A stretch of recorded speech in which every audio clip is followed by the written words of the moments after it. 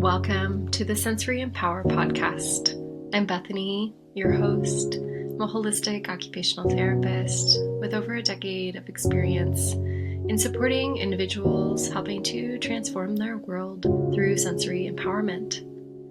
This podcast is your guide to the transformative world of sensory storytelling, holistic tools, and empowerment strategies. Hi, everyone, and welcome to the Sensory Empower the podcast. I am so very excited to bring on Shelley, a wonderful holistic OT, and was my concussion coach. And when I experienced a concussion in February of this last year, and it really deeply impacted my nervous system, my sensory systems, very significant shift in how I moved through my world. And Shelley has really been a very pivotal team member in my recovery process of learning about brain healing and intertwining the beautiful world of holistic OT, which I deeply love so much. And I just want to welcome you, Shelley, and I'm so excited for our conversation today. I'm so excited too, and glad to be here. Always fun to chat with another OT. And let's dive deep down into brains. I can't wait. Into the brains, yes. And I know, having gone through your program and hearing kind of some of your shares, I'd love for you to share and do a little introduction of yourself. And I know your journey kind of blends that personal experience and clinical practice. So your kind of concussion recovery and how it's really shaped this holistic way of how you approach occupational therapy today. Can you share a little bit? I sure can. My full name is Shelley Latendresse. I live here in British Columbia next to the ocean in Canada. And I'm a pretty physically active, recreationally active person, and that comes with its risks. And so my concussion experience, well, first of all, I have my OT story and then my concussion story. But as you said, they definitely mesh, and that's okay because it makes me good at what I do. It gives me the inside view on concussion. And so that's why I shifted. I worked for many years in brain injury and neurodevelopment, and I've always been a little outside the box because I practice outdoor OT and OT in the communities, a less clinic. I've had my clinic time, but basically when my own midlife concussion cards got dealt by running into a log, I won't go into the details, but running into a beach log. And then again, a few months later, a ski crash where I landed on my head. This was back in 2017 and 18. And these things really took me for a big ride because it's the first time I'd really felt on the inside of brain injury. So my story is that I did have persistent symptoms. I had some subsequent concussions, but I was in a place of needing to do my own learning because at the time, and I'm sure you can relate with this, Bethany, even as recent as 2017, 18, there really wasn't good rehab available for post-concussion. There wasn't even a lot of good knowledge out there. Nothing on persistent concussion. There isn't a handout on acute concussion that you'd go home from the hospital with. So I found it shocking that I couldn't find the resources, that there was no pathway to recovery. You had to search on a crazy search. So I was fortunate that just because I didn't have clear rehab, I did have tools because we work in the field of neuro already. So I had a lot of tools about the brain. I had diet and supplement. I had my sensory integration background. I already was in tune with nature. I was already athletic, so I used cardio a lot. Mm-hmm. My run, cycle, swim, walk, I got myself back to that. So I had my activities and my tools, and then I had to adapt from there. And then by the time sort of decent rehab started to come along and fill in some of the missing gaps, that's when things started to piece together for me. So, but what I learned from that and what makes me better OT in concussion rehab, now having all of the training, because I'm in a Concussion Nerds mentorship program, all the updated training on concussion, is that I see those two pieces as being equally important.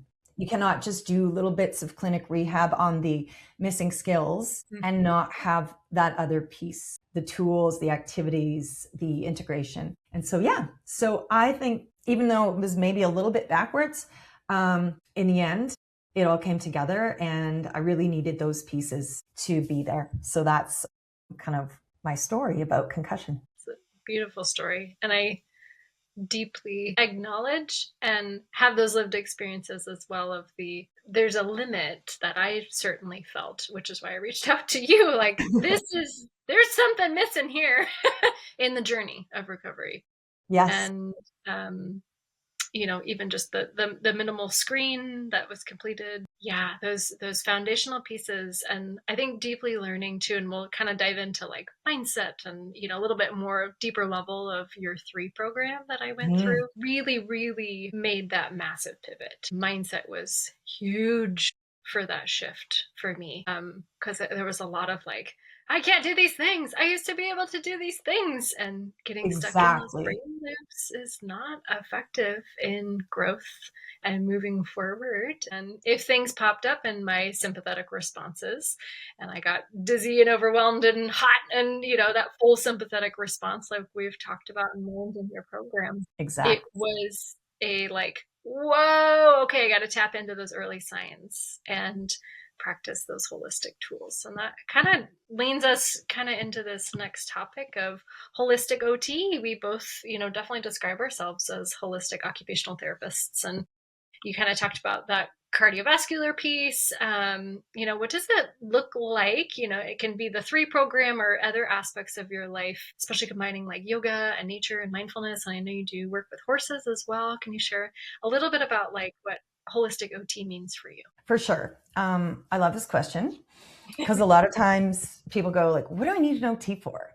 Well, you need someone to take a holistic picture of your recovery and boost that, because you are not the 1-hour person in the clinic. I had someone say to me, I can be anyone I want in the 1 hour in clinic and the 1 hour on Zoom, but that's not me, because there's my whole other 23 hours of a day. And so I think that actually occupational therapy, in my opinion, true OT is intrinsically holistic, because we look at these 3 big things: psychosocial aspects of injury, disability. We look at physical challenges and abilities. And then we look at environmental and meaningful activities. So if you translate that into your holistic mind, body, spirit, those words match up, right? So that's an interesting, because a lot of people go, oh, there's OT and then there's holistic OT. But those 3 things I just listed are definition of OT. So I think personally that the profession of OT can get lost and narrowed into, you do fine motor or you do cognitive. That's crazy. That's not what OT is, right? So we may specialize like anybody. You have a PT that specializes in concussion or orthopedics or pelvic floor, whatever, and we can do the same. But being holistic is what sets us apart. And I think that that's just something really important to hold on to. So I can go over a little bit on the mind, body, spirit, how I see OT fitting in mind, body, spirit, if you want. Oh yeah, please. I love it. So, because I just had to explain this to a group of young adults, what is mindfulness? Because they were giving me the mindfulness crap stuff, like, what is this all? Give me a break. Just tell me how to fix this. And I said, okay, let's talk mindfulness for a moment. So mindfulness just means being present and in the moment. So this is a skill and challenging for some people. And I said to them, this is post-concussion. If you're focused on the present moment, that means you're not sitting here comparing yourself to before. You're not living in your past. You're also not sitting here going, is this the rest of my life in the future? You're in the moment. So those things have fallen away. So therefore, that right there is a huge help in your concussion recovery. So that's my little word about mindfulness. It's basically, I think most mindfulness happens in observation, in the flow of activity, and it's a reconnection to our bodies. So that's how I, in a nutshell, see mindfulness. So I just wanted to throw that out there in case anyone's wondering what that term kind of means. And yoga goes way beyond mindfulness. And this is where I see yoga fitting into post-concussion. So before I even talk about yoga, I want to paint a picture of a person with PPCS is the current term, persistent post-concussion symptoms. Or even just persistent concussion if you have repeated concussions. We are overstimulated, disconnected from our bodies. Our nervous system is in high alert. Our sensory system is affected. Our breathing is shallow. Our energy is drained. We are afraid to move. That paints you a little picture. Then you bring in yoga. So think of what I just described and then picture yoga. It's an integrative tool that can be used in neurorehab to bring us back into the moment on the mat, back into coordinated movements, back into our breath, back into our awareness of our neck, our body awareness, back into where our head is in space, back into all of the things that I just described are affected. So it's an integrative tool. So that is where I see yoga as being this magic piece of concussion recovery, because you can work on each system individually, but then you still need to put the pieces back together because nothing works individually in a human. Absolutely. So that is, yeah. And then I can talk a little bit about nature, but do you have any questions on that mindfulness and yoga piece?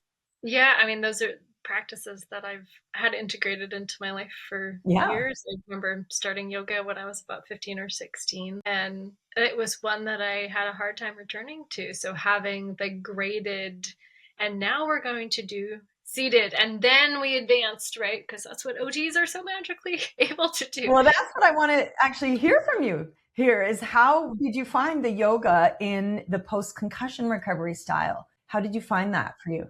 Yeah. Well, it was very integrative and very adaptive to vestibular processing, which was the thing that I was really struggling with. Was all of a sudden I become dizzy and the world is spinning and I'm experiencing vertigo, and I sometimes led to really intense overwhelm. I have to lay down. I can't. Yes. And so to be able to start in a very deep grounded, deep pressure, laying down on the mat, adding in some just like gentle movement and getting all the stimulation on the back of my head. And then, by week 12, we're standing and doing almost some challenge balance poses, which felt a very gradual way, but also a very like, oh my gosh, I'm back. That is this, so wonderful. Deep acknowledgement of return to skill, because the capacity and the gradual progression, which is definitely needed and necessary, was there. Yeah. So that's that foundation.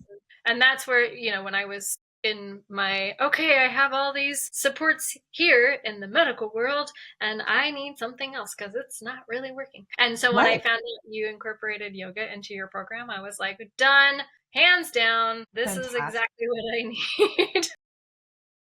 It's so lovely to hear that. And it definitely was designed very carefully for that reason, because you can just go back to any yoga and try to go back, but then they're not sensitive to, and I think this is one of your questions I was looking for it. Yes, that we can jump to, but it wasn't when you go back to a regular yoga class, they're not sensitive to how many times you turn around and get up and stand down, and start in down dog and move quickly and all of that, turn your head. They're not thinking about that. And when you're not planning a class thinking about that, it's not the same. And then you can get easily discouraged and be like, I can't do this. And as you said, that goes to the mindset, that messes you up, you quit, you're missing a piece in your life, and everything just goes downhill. So I'm like, you know what? Anyone can do yoga, and you can start with my program at all different levels, because I encourage people I have some people who are doing their down dog using the couch, right? They're not going into a full inversion. People are using it at adaptive tools like weights on their ankles to be grounded or weighted blankets. And it's really more about sensation. It's not about the product. It's about awareness. It's about learning their space, and so I do reassure people that, and also pre-recorded. I wanted to mention that. That's another adaptation, is that it's gradual, but also pre-recorded so that you can stop. You don't have to worry about anyone seeing you. You can adapt how you want so that you're in your safety of your living room, on your mat. So that adds a lot. That's a lot different than getting in your car post-concussion, let's note, to get to a yoga studio. Yes. Handling driving, registering, paying, all the people there close to you. What if they hit me with their arm when they're moving, right? Sensory overload, the music's too loud. You've got a whole pile of additional things. Yes. No, it was curated for nervous system safety. Yes. For sure. Definitely. And I think that's fun. I think included in your program is one-on-one coaching. So we even during some of our one-on-one calls included, all right, Bethany's going back to the gym yoga. Yes. Right? And that was that's kind of the goal, to get back to the gym and get back to the yoga studio. But it's not a quick fix. You got to work your way there. Yeah. And So then advancing to going back to yoga and Zumba classes, and then I doing remember. both of those back to back, and the pivot turn challenge that I had of like recalibrate, flashing lights, loud noises, what is going on? So yes, that's, I think the other thing I want to very much highlight in your 3 program is those foundational pieces of community to be able to share and support with the cohort and individuals that were going through their own lived experience of Yes. concussion, but also this one-on-one time to tackle, as well as the lessons for the information and the content, the breathwork practices, the mindfulness, the mindset with journaling. I just, yeah, so much. And just like that tie-in of like the neuroscience principles, maybe we can dive in a Yes. little bit more, like neuroplasticity. Yes. That really plays into kind of recovery from chronic symptoms. It's I like definitely that. like a hot topic. And I, in the last 11 months of brain recovery, have been like, wow, this is like the lesson of the year, is how deeply powerful neuroplasticity can be from a lived experience. Yes. So just love Right? to hear your thoughts on neuroplasticity and chronic symptoms and Oh, those for kind sure. I love this topic because I have seen, I watch survival stories instead of the chronic illness. Right away there, it's like, where do you put your brain? What do you watch? What are you seeing? Are you seeing the people that recover? I've seen my mother recover from like several strokes. And because of the stuff that we do with her, it's just kind of mind blowing what she could do. I've seen acute brain injuries recover. So it's like, okay, concussion is this chemical injury. Chemistry is out of whack in the brain, right? So it's different. It's not structural. However, it still has the same principle of neuroplasticity that applies. We can still create change. So I like to explain it in this way to my chronic clients. So, and here's what I see is holding people back.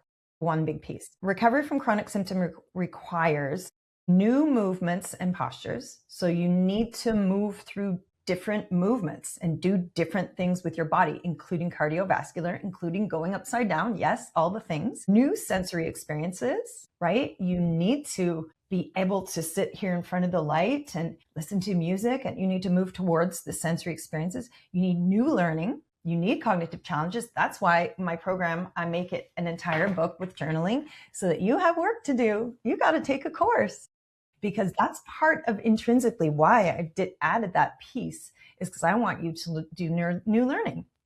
There's a lot of learning. So these things, the movement, new sensory, new learning, this changes neural pathways, and that is neuroplasticity. And they all come together. So that's sort of how I see it. The mindset is a huge boost because you need to believe in neuroplasticity to put your mind there, to go there. Then you need to experience these different inputs and different changes. But I want to say there's one big barrier. One big barrier besides mindset is the autonomic nervous system. Yes. And this can be a barrier to all of those new experiences and new inputs that I just mentioned. Because if this system, which is designed to protect us, is always reacting, always perceiving threat, always in a heightened state or in shutdown, then we're not able to handle new input and we're not able to create change. So that is how I like to explain it. I sort of pondered how can I simplify this in a couple paragraphs, and that's what I came up with. So love to hear your thoughts on that. Yeah, I very much. I think it is a multifaceted piece, and I think the lived experience of multiple concussions, but this last one having a very big impact on my daily function. Cardio was a little scary at first because it was the one thing that felt really uncomfortable, was like heart beating, heart racing equals like emergency, something might be happening in my body. Right. And so that one for me, I was like, wow, I really need to like this is going to be my main focal point of priority and intentionality behind adding in those pieces that very much flared and had those autonomic nervous system pieces of shallower breath and heart is racing and face is flushed, and like cardio totally kicks you into all of those. So it was kind of a recalibration. That was probably one of the harder pieces for me to incorporate and add back in, because the protective body, right? That self-preservation of like, I just want to just sit and feel squished Yes. against this deep Yes. pressure and put this thing on my body and and then wait, hang on, let's get on a bike and get our heart racing and have a lot of movement and be slightly unstable on the surface. And It's that, true. that, So true. I'm glad you brought that up because actually it's an interesting component of concussion rehab because it's kind of the first one that they came up with in concussion rehab. Oh, we're going to do clinic rehab for concussion. First thing we're going to do is cardio. And you're all going to do cardio for 20 minutes at a time. Here we go. It's a protocol. We're all doing it. It's going to make have oxygen to your brain and you're all going to be better. Well, if you notice in rehab, that did not actually fly how they thought it was going to fly. Why? Because people are struggling to go back to cardio. You can't just put them on the bike and say, go 20 minutes and let's increase your heart rate tomorrow and ignore all the other factors. Because as I just mentioned, if the autonomic nervous system is a barrier, and to be honest, often in cardio, there's other barriers too, like vestibular and visual.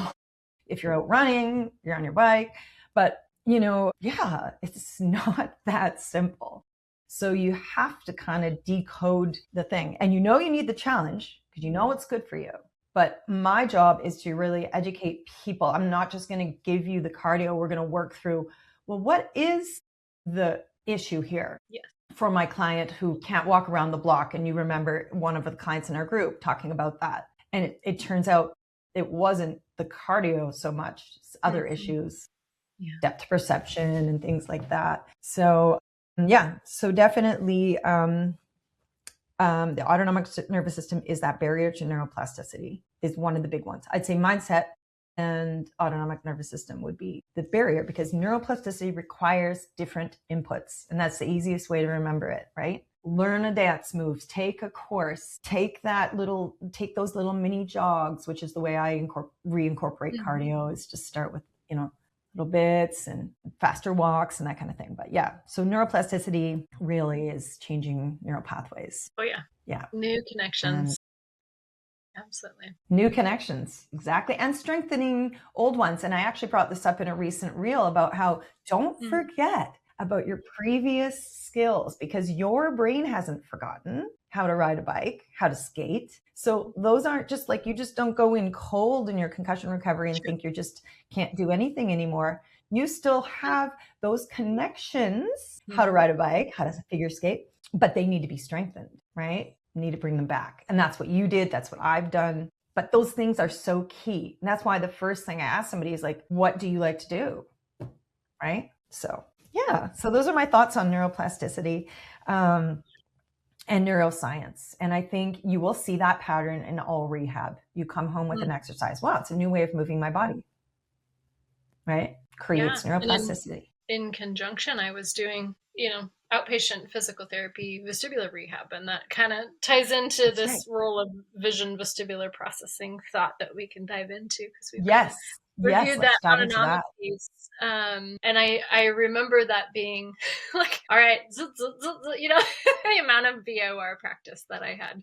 Vestibular ocular reflexes, for those that are listening, of kind of the coordination. Well, I have a great thing to share about that too. Yeah, please give a little brief review of VOR, and then we'll jump into the next thoughts on vision and vestibular. Well, yes, and you mentioned most people underestimate or they just don't know what vision and vestibular means when they're recovering from concussion. So my first piece is to educate people that don't know. I love working with another neuro OT like yourself who comes into the program and is has the knowledge. It's so exciting because we can really dive deep, which we did.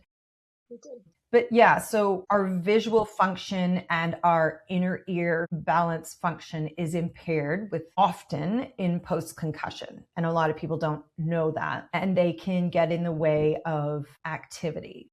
As we go outside, see the world, move through it, things can be a little bit like you're drunk in a fun house, I like to say, or a house of mirrors or whatever. So what I do is once someone's had a vision and vestibular assessment, and this is where the clinic PT piece comes in really handy because they can do detailed assessments on your visual and vestibular function.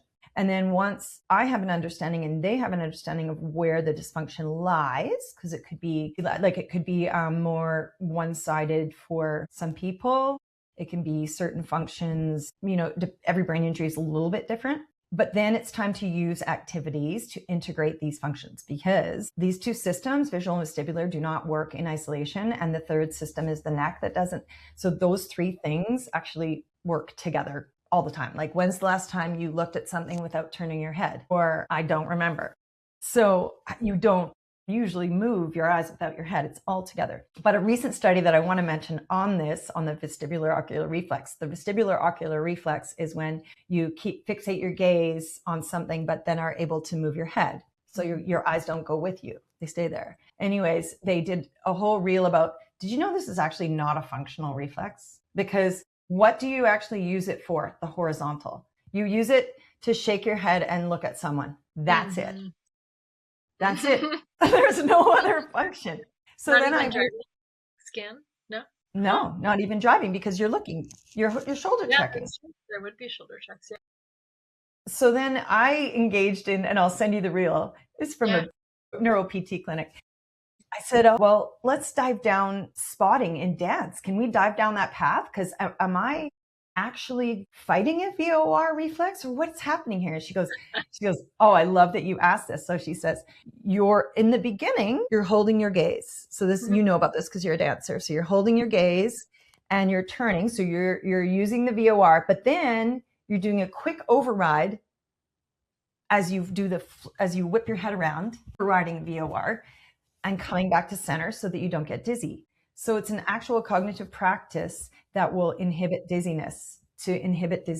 Yeah. So anyway, I'll send you the reel, but I may have gotten the details slightly wrong, but that is basically a VOR override in the end. So anyway, the point of that whole blurb is that nothing works in isolation, and rehab can't just be specific visual and vestibular exercises. And that's what just screamed to me the whole time I was getting my concussion education, and had been doing yoga and teaching yoga, and knowing that yoga had essentially done a lot of my healing. Because I'm like, well, they're always talking about hold your gaze, you lift your gaze, take your gaze to the earth, twist and follow your hand. And all of these things, we're moving our neck and our eyes. We're moving our head through space. And that is the vestibular inner ear function, right? And the cool thing is, having been concussed and gone to yoga in a post-concussed state and having to adapt everything myself, which I did, I know exactly which poses are going to bring on symptoms. So as I'm planning, and I guess it's what I say makes me the perfect post-concussion yoga coach, I'm going to say, because as I am planning a class, my nervous system remembers triangle. Yeah, right. No way you're going into triangle pose. So, because the certain poses that are common triggers with visual and vestibular dysfunction. And everybody's a little bit different. As I said, that's why it's so great to get the in-depth PT clinical assessments and work on the little, the small details. But you need to put it all together and realize that nothing works in isolation. And it needs to be functional. Spoken by an OT. What do you have to say about that? It's our favorite line. How is that task functional? How is that movement? Let's talk about function. Yes, always. That's why I was all over the head turn VOR comment about how non-functional it is. Yep. I was like, I'm all over this. Yeah, the one that was probably the most challenging, and tell me about yours. Yeah, accomplished was Half Moon, because that side plane and one arm balancing and then trying to lift up the opposite leg. So I only have one hand and one foot touching the ground, and I'm in this side plane. And then the challenge is always, can I look up to the sky? And then can I do a full rotation down? That was definitely felt like level 10 advanced pose for me. But I got a hard pose. That's a hard pose. Really hard. That's a hard pose for anybody. So yeah, absolutely. So that felt, for me, that was my the top peak of I know things have really shifted in my system when I'm able to return to. For sure. And we do the preparatory work to get you there. We move, just the body. We use supports. We don't go straight to that kind of stuff. You would do it more grounded movement. of the head and your side gate pose or something, right? To move towards that. So exciting. But and so that's really cool how you saw your movement practices of yoga and dance change your visual vestibular system, right? Substantial. Oh yeah. Yeah. Lots of kitchen pivot turns. I'd like set up 2 chairs and practice and then, okay. Yes. Using your breathing and grounding principles. So important. And that is a foundational piece that I love. A good rehab clinician in a clinic knows how to not overdo someone, and also to use these methods that we teach, breathing, grounding, vagus nerve stim, to settle down the autonomic nervous system response. Because as we go back to what we just talked about, if you don't have that handled, there's no moving into challenge, right? And so we have to be able to settle it and settle ourselves into our bodies. And just that being on the yoga mat, and just that, always coming back to your breath, always coming back to your groundedness, being able to settle. And I try to build in breaks and stuff that people can get a little bit of challenge. Yeah. So we need both. We need the challenge, and we need to know what's going on with our nervous system. That reminds me of just like the visual and the vestibular conversation. And one of our calls we had together was this like massive aha for me with the visual field of where the impact had occurred. So we were all kind of deeply analyzing at what angle had we had the impact to the brain. And mine was looking with the, corner of a drawer coming down. And so this right visual field felt apprehensive because of the, the brain remembering like, oh, that was kind of a really scary event. We remember that. We know that field is harder to access. And so I just, if you have any other little thoughts, I know we definitely had a fun nerd out call all together about what visual field was the most impacted and what is our nervous system and kind of that trauma conversation interconnected with that. That was just like, I love that. I love that. And I do see that all the time. And I actually dove back into some of Kim Bartel's teaching on that to see how the body holds trauma. And she does a whole course on it. And it's so true. It's so true. And I see it in my clients and in myself. So if somebody's been hit by a flying ball at a soccer game, you can bet they're going around like this. Yes. What's that? What's up there? Like the whole, this is scary to their nervous system. Right. Absolutely. And you, it was specific to the one side. And I do think that's very legit. And I know it's something I'd love them to do more research on, but we kind of just know it from what we see. And a lot of stuff, it may not be detailed research, but you know what? I just saw a research paper that said, finally, we see some research on how exercise improves depression more than antidepressants. And I'm like, hello, like how long we've known that. So, it's not all about the research. It's also what we see in clients and other people talking about it in clinical practice. Absolutely. Evidence-based practice, we call it, or there's another word. Anyway, for basically meaning that we do see this commonly in clients. And I also see it for people that have fallen backwards. There's always a Moro reflex. We won't get into that today, but there's always a fear reflex in that person. So yeah, like I'm going to fall. Like I get them into yoga class and like, can we just lean back? No, so for sure. And yeah, Kim Bartel dives deep into that, how the body holds trauma. An incredible course. Yes. Totally. It's powerful. There you go. Any OTs out there, please study with Kim. We're not even OTs. It just, anybody, but it's so important to know this stuff because even though how someone was injured does not dictate the degree of dysfunction or time to recover. Like you can have a severe car accident, brain injury, and they recover maybe just as fast as someone who hit their head on a corner of a desk falling. So even though that the actual mechanism of injury doesn't dictate recovery symptoms and time, but this piece is different. This is the trauma of the fall. And it's also common to, like, if it was a car accident, driving brings your nervous system up. Yeah. If you hit your head something overhead, you're going to be like, can you not put those heavy things up there? Like, that's going to bug you all the time. If something had fallen, you know, or those people who've fallen backwards, they're like, I'm not going ice skating. Like, no.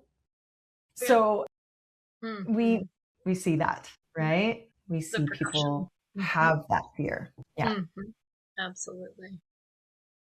So yeah, it's been intentional practice in the right visual field for me. And it's been good. It's been a really good internal level of grit that I feel like this year has expanded in my ability to be an occupational therapist, to be a human, to learn all these different techniques, to have a deep understanding of sensory sensitivities, when I definitely, in my experience of sensory world, had been more of sensory seeker throughout my life. So your profile change and that whole recalibration and opening up my whole world. Oh, so much. I love that. And this is where diving deep into why you're in persistent symptoms is so important, because you would have just compensated for that. You would have just been a person who shoulder checks left but doesn't shoulder check right. And you just would have gone, you do your pirouettes one way. Well, I can only do them one way. That's what you would have done. Let's be real.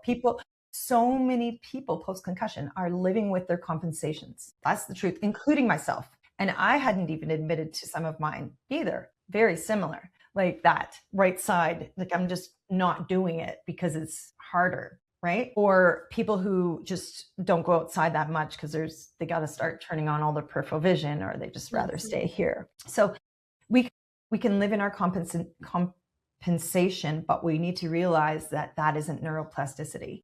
And we won't see change if we stay in that compensation. But it's really hard to see it in yourself. Yeah, it is. Right? It's super hard. And that's where it takes a team. It does take a team. Absolutely. And the education, it's huge. There's so much to know. Concussion is, people say, like, how can I recover from concussion? I can tell you 10 things to do, but like, to fully recover from persistent symptoms, it's a deep dive. Absolutely. And that's why, like, 3 months, we just barely got there, right? In 3 months of work. So, yeah. You kind of reference going outside, and that kind of comes into our nature and play. Yeah, so that's the last thing I wanted to talk about, was a little bit of nature talk. I know, and just kind of outside. How that role of nature and play in regulation and recovery, and you know, what do you do just for advocating and supporting individuals going outside as part of therapy? Because it can be, and I think there were definitely lived experiences that I had where I was like, it is safe to sit on the couch, and it is safe to sit up in my bed. And that is all I want to do. Exactly. In many of those moments. So I'd love to hear your thoughts, because you're outside and in mindfulness and nature very much of your life, as am I now. And returning back to that has brought me so much joy. So much joy. But I just hear your thoughts on that integration. I love it. Yes. As I mentioned before, I use that as a big piece in my recovery, because not knowing all the necessarily why it was working, but I just knew that it was working. Me being outside, I felt good. Sit by the ocean, I feel great. So once I started doing the research later on, I'm like, with, you know, the ions of the ocean and the sound of the waves matching a slow breath that we need to get into parasympathetic, and the oxygen level at sea level, I mean, all the things that were actually physiologically happening in nature. Another one is walking down a path. I got to take a client out for a hike just the other day on this dike path, and it's like a big expanse of things to see, right? And on the other side of the path, it's just like, wow, this is so much more using my vision than I do in my exercises that I'm doing at home in my living room. And I'm like, yeah, well, because now you're seeing this giant peripheral world and depth and picking out animals. You just followed a bird. You just did a smooth pursuit. You just checked both sides for gophers, cicadas, like all the things that you're doing with your vision and your neck and out there while you're getting your cardio up, while you're breathing. There's just so many things. And neurologically, being in nature, they have studied, activates the parietal lobe. So they put EEG, you know, cap on people who went out and spent time in nature, and they Basically, the parietal lobe turns on spatial awareness, okay, sensory integration, and enhances your attention. Hello, right? So go outside and give yourself that free treatment of turning on the parietal lobe. Also, it turns on the vagus nerve, which dials down panic. So unless you're in a dangerous situation, but if you're in a safe place in nature, not too crowded and that feels good for you, then you're going to get those advantages. So yeah. And I think the last thing I want to say, the other thing that nature brings is the spirit element of mind, body, spirit. And so, yeah, nature, connecting with the natural world brings you into something bigger than your home, than your clinic, a bigger perspective, a bigger world, a higher power. And they've studied people who say they have spiritual practice in their life, whether it's God, Mother Nature, but this leads to increased resilience and increased neuroplasticity. And they've done studies on that. So being outside is spiritual for many, many people, right? So you've got parietal lobe, you've got vision, you've got cardio out there, you've got, oxygen. What else? You've got the spirit. Absolutely. And the awe, right? The ocular motor and the sunlight contrast as well. I mean, I think that for light You've got the sensitivity sunlight. Thank you.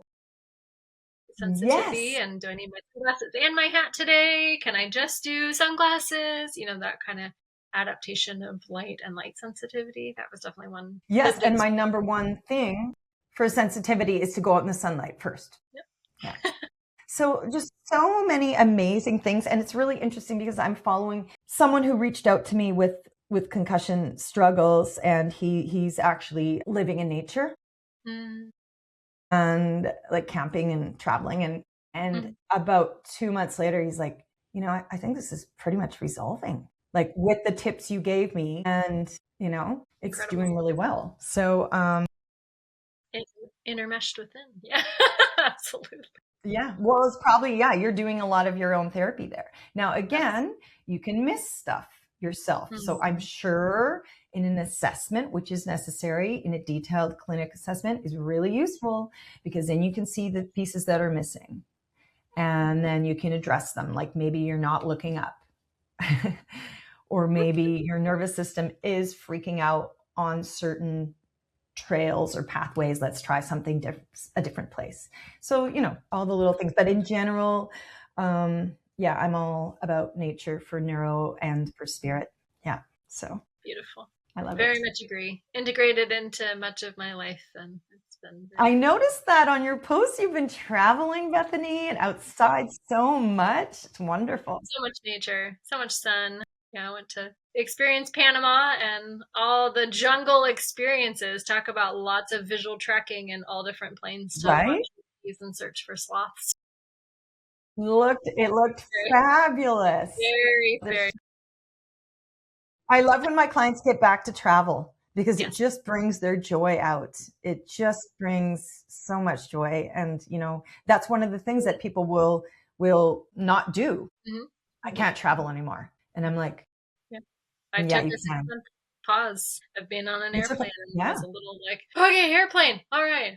Ear pressure. Right? Confinement. Oh, long space and cardiovascular responses, and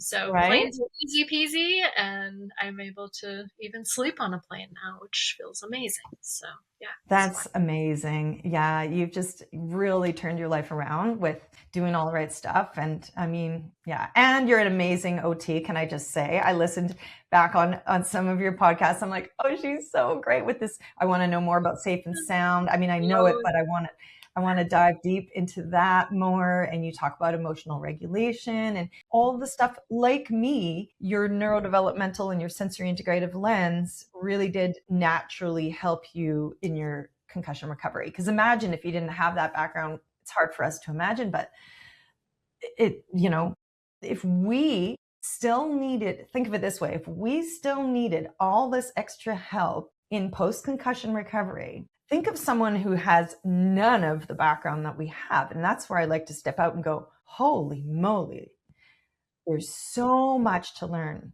right? And you won't regret doing it and learning it, because this is stuff that is going to help you in your life no matter what, right? Wholeheartedly agree. Yeah. So, Wholeheartedly yeah. agree. So I hope to gather some more clients, because I sure would like to have another big small group.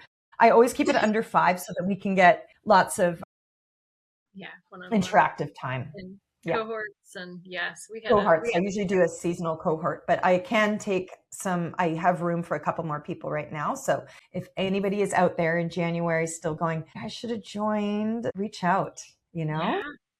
Share a little bit about where people can find you and your current offerings. And then I'd love to hear a little bit if you can share about your retreat as well. I shall. Yes. So exciting. So my website is otshelley.com. It's just being fixed up right now, but you can find me also on Instagram and Facebook. And I have currently a couple offerings. I have my OT Shelley Lunch Hour workshop bundle, and there's 12 workshops about getting back into life post-concussion. And that's on sale right now for like $29 US, dirt cheap. So grab that while it's there. Bethany has been to some of those too. Yeah, so that can really give you a lot of info. And then in terms of the roadmap, the big one, the yellow brick road that we've been talking about, that is my program called 3, because it's a 3-month intensive where you get educated, you dive deep into your concussion recovery, what's holding you back. You do the progressive yoga program, you do self-journaling, you do the small groups, you do the one-on-ones, and then you have the program to work with on your own for 3 extra months, bonus months right now. So that is sort of my core offer. I am developing a mini course, some sort of a little yellow brick road, to give people a taste of it, to just give them an intro to concussion recovery. So that will be available hopefully by March, and that will just be like a recorded little mini course. Cool. So those are my current OT Shelley offerings. And in BC here, I do work as a one-on-one OT, like for insurance clients and stuff. But it's hard for me not to do the program, because I feel it just, you get so much more out of it. So I usually do weave it into my one-on-one clients anyway. And then they just get the bonus of going outside for sessions. Absolutely. So, and then I think you're asking about Ultimate Vitality. Yes. Share all about I will share. So Vitality is a concept that myself and my colleague, Sarah Cormack, created. She's a holistic nutritionist. We created from our experiences living on this little island in the summers called Savory Island. And we have cabins there. And we just found ourselves, our nervous systems to be completely different when we would go and we would live there for 1 to 2 months over the past many years, including the changes in our kids and everything. And so we're like also exploring the blue zones and how people live so happy in certain places and whatnot. And so we, one day we were out taking a cold plunge in the ocean, and we're like, we got to share this place and this concepts with people about getting in touch with nature and just changing their nervous system through environment. And so then somehow the words Ultimate Vitality came out of my mouth, and then this retreat was born. So the retreat is happening right now in the spring. Eventually it'll be spring and fall, but it'll be May 27 to 31 in 2026. And we're opening up registrations this coming week. So we have room for 9 to 12 ladies, and you stay in nature in like a retreat center there. And we spend our days learning about the human connection to nature, doing yoga, workshops on health, brain and gut health based on our professions. You meet other similar like-minded ladies. It's been amazing. So we've done 2, and this is our 3rd one this spring. And we've had some clinicians come on out. So maybe, Bethany, we can convince you. It's pretty special. It's basically experiential learning of what you could feel like in life. Mm-hmm. And when your nervous system begins to feel that, then it knows it. So it can go back to that. Right? Beautiful summary. And such amazing offerings you have for the world, Shelley. Thank you. And so much gratitude for the lessons and the practices and the grit that has built in my system. It takes some grit. It does take some grit. It does. I tell you, it takes persistence. And, that's what a gift that we both have. And I think that has helped us to get to this place of recovery with years of persistent concussions. And here we are dancing, Here we are dancing. I could just get up and dance right now. But kudos to you. I haven't done my own podcast yet. And so that's something I really admire, people that do their own podcast, because it's such a big commitment. It can be. It has been one that I've needed to pause, and it feels delightful and very successful to return back to, because there's so much, even from brain processes to prep and come up and dive in questions and the tracking back and forth. Yep. And there's a lot of behind the scenes, even from thinking about brain processes with being a podcast host. So I do have a lot of gratitude to be returning to season 2 of this podcast. So much gratitude for our conversation. I'm so glad we got to talk about all the things we both love so much. It was great. It was great. I hope that people listening send us their questions and yes, please follow me on social media and and learn from both of us. So that was really fun. Yes. Thank you everyone for joining this wonderful podcast, and stay tuned for our next episode. Thank you. Thank you. Thanks so much. Bye. Thank you for joining me on this sensory adventure through Sensory Empower, the podcast. Remember, empowerment begins with awakening your senses. Subscribe now and embark on a journey of self-discovery and transformation. Until next time, may your senses guide you towards a life filled with peace, joy, and empowerment. Because true empowerment begins with embracing your senses.